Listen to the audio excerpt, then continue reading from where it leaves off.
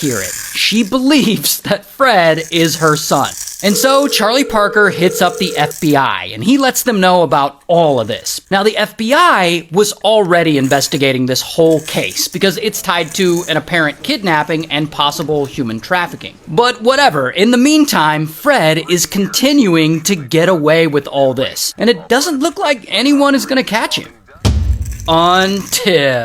Unfortunately for Fred, he's still kind of a turd. Like, when we started this story, the police were always after him for a reason. Because bro is always screwing up. Like, he didn't suddenly clean up his act because he moved to the United States. No.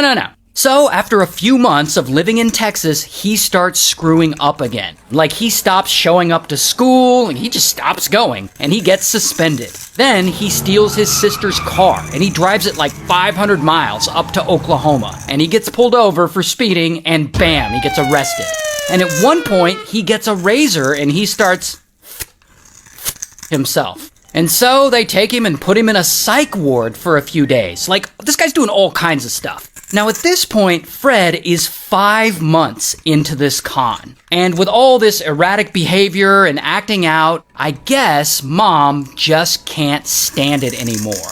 Or maybe she's finally figured it out.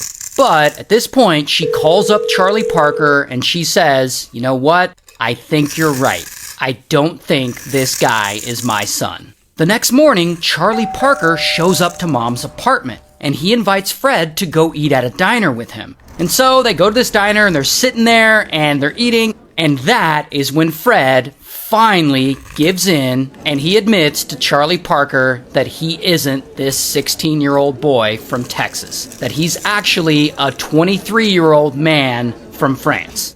And so, eventually, bam, the feds arrest him. And I don't have a mugshot, but here's what his goofy ass looks like in real life. Anyway, he ultimately takes a plea deal, and he gets 6 years in prison. And unfortunately, we never do find out what happened to the real Nicholas, or why he disappeared that day. I mean, there are various theories on what happened, but nothing really concrete.